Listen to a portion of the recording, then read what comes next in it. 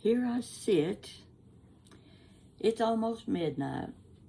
I don't know why I get ideas of doing things at 11 o'clock at night, but I do. So I'm going to tell you a new story. This is a little different to most of the stories I've been telling. And I want you to stay with me to the end.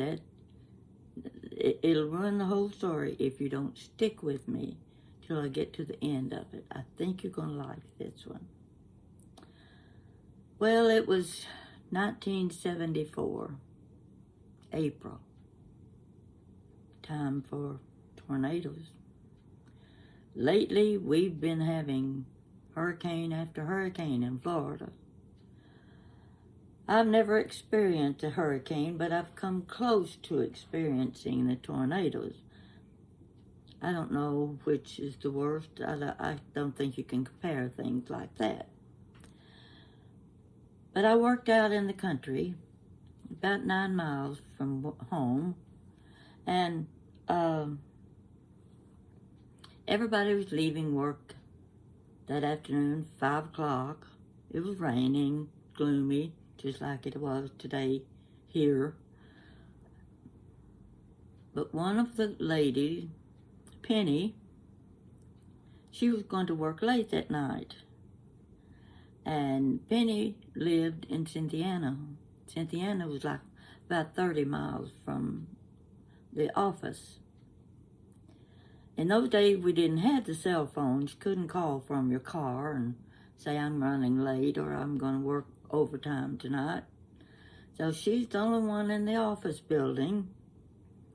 And she's not paying any attention to the weather. And we didn't keep radios in our offices. We didn't know anything serious or interesting might be happening in town because nobody had a radio, and we learned what took place that day after we got home from work. Okay, she works till about 7 o'clock, and she's got to get out of there, got to get home. She's got a baby about 15 months old that's with a babysitter. She gets in her car, and it is a downpour of rain, and she's going to be taking a 2-lane country road through the horse farm, more or less, to get home to Cynthiana. She turns her car radio on, and it's nothing but news. There's been tornadoes, starting from Xenia, Ohio, going south through Louisville. The tornado had hit Louisville, Frankfort, Versailles, Stamping Ground. It leveled Stamping Ground. There wasn't much of anything left there. It bypassed Lexington on to Richmond and headed south. There were 13 tornadoes that day. Now, here's Penny. It's dark. The raindrops were like the size of a $50 hitting her windshield. And she was having to drive very slowly. Excuse me. And her only thought was, where is my baby? Because we all know that tornadoes love trailer parks. That seemed to be the first place they hit, and they usually level a trailer park. Her babysitter lived in a trailer park, and her baby was with the babysitter as far as she knew. Not being able to call her husband, she's thinking all sorts of thoughts like, maybe the babysitter will take the baby back home to my house where we have a basement where there'll be safety if the tornado happened to come through. Or Jerry, her husband, hopefully he would have enough forethought, because he would have been listening to the news, and he would have had enough forethought to go get the baby and take him home with him. But she had no way of knowing what was taking place in Cynthiana, or where her baby was. She's driving very slowly. She can barely see through the windshield. She looks ahead of her, and there's a big truck, and all of a sudden, that truck lifted up about 2 feet off the ground and slammed back down on the pavement. Well, that would be enough to scare the life out of you. She kept on driving. Suddenly, she sees a car off to the side of the road in a ditch. And in that car is a lady and a little boy. So she pulls over, rolls down her car window, and yelled, "Where are you headed?" And the lady said, "Cynthiana." She said, "Get in the car. That's where I'm going." So the two got in the car, and she continued the drive on up the road. Driving so slow, there was no traffic ahead of her, none behind her. And all of a sudden, they come to a spot where there's a tree across the road. Oh, what in the world was she going to do? Well, there was nothing they could do. She and the lady got out of the car, and she was wearing her pink polyester pantsuit. Polyester had become very popular during those days.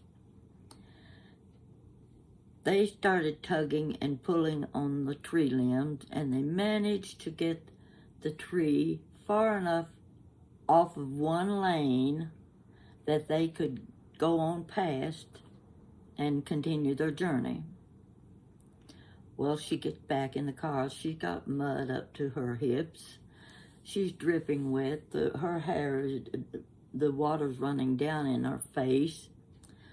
That didn't matter to her. She had to get home and find her child. He had to be safe. Please, Lord, let my baby be safe. Please, Lord, tell Jerry to go get the baby and take him home. Now, they finally reached Cynthiana, but she's got to take the lady and the little boy to their house first. That's going to delay her getting home another 30 minutes. She didn't like that idea, but it was necessary, so she takes them home and she heads back across town to her house. It's still a downpour of rain. She pulls into her driveway and she sees the lights on in her house. Oh, thank you, Lord. I know my husband is home. Please let my baby be there with him. She gets out of the car. First thing she does is step in a puddle of water up to her ankle. She didn't care about that. She traipsed over to the front door. The water's dripping down on her face. She's got mud all over her. And she opens the front door and walks in. She didn't care about getting mud on the floor or water dripping on her carpet. She looks ahead of her, and she could see her husband, Jerry, sitting on the couch, and the baby was on the couch beside him. She breathed the biggest sigh of relief ever was. She walks on through, not caring where she stepped. Mud didn't matter to her then. Her husband looks up and says, "Thank goodness you're home. This baby's shit all over himself." Well, the last I heard, the baby was fine, but they were still searching for Jerry. I hope you like this story. When I was told that story, I could not stop laughing amid all of the disaster and all of the stories of the danger, the destruction of homes. I was laughing. at Penny's story. So that's my story for today. But I've only used 10 minutes, so I'm going to take another 5 minutes. Yesterday I was in downstairs in the lobby, and I ran into one of my neighbors, and she says, "Oh, I'm reading your book." And I said, "Where did you get the book?" She said, "Well, it's in the library downstairs." Well, our laundry room is large, and in one corner we have a library. People who move in and out of the building, they bring their novels and whatever reading material they have, they bring down. We have a nice little library, and people don't have to go out to the city libraries. They can always find something to read. And someone had put my book in the library, and she was reading it. And she said, "You know, I notice you're from a large family in telling your stories." And she said, "I can relate to some of the stories because I was one of 7 children. But somehow, you seem to be from a happy family.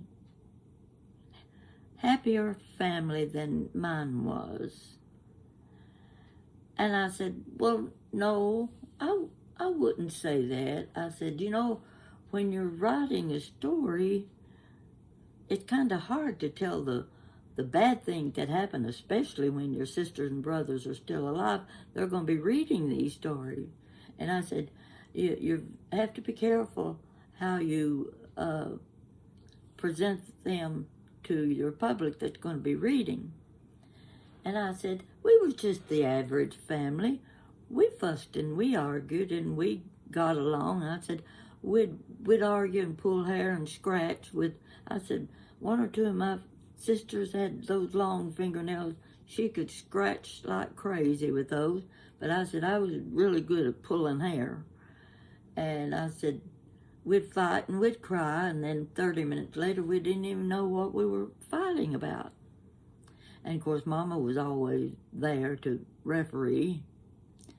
But nothing was ever so serious that we didn't get over it quickly. And we were the kind of family that we protected each other too. You didn't say anything about one of my sisters without me coming to their defense, and they would come to my defense just as well.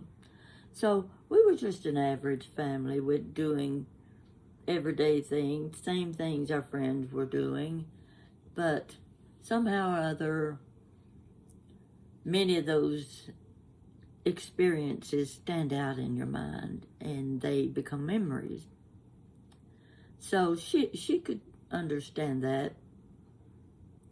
And I said, I just don't think there was that much difference. I said, you know, the thing about it was, I remember two of my good friends have often told me they envied me for being from a large family, because both of them had been an only child. And they talked about the loneliness of being an only child. And one of these ladies went to school with my older sisters during the war. So she had privileges that a large family didn't have, because during the war there was the ration stamp. There was so many things you couldn't have. You couldn't buy things, but when there was only one child, you just had one pair of shoes you had to buy. When you had 5 or 6 children, it was hard to get 5 or 6 pairs of shoes. So there was a big difference in the lifestyle that you lived. But I can look back and say, I've told both of them, I said, you know, I always wanted to be an only child, because when I turned 16, my sisters were all gone, and I had a bed to myself and a bedroom to myself. I didn't have to share it with a sister. I didn't have to listen to her fuss that I was taking up too much room in the bed. And I didn't have to wear hand-me-down, wouldn't have had to wear hand-me-down dresses if I'd been an only child. That was one of my dreams, is not to have to wear one of my sister's dresses that she'd already worn for the last 2 years.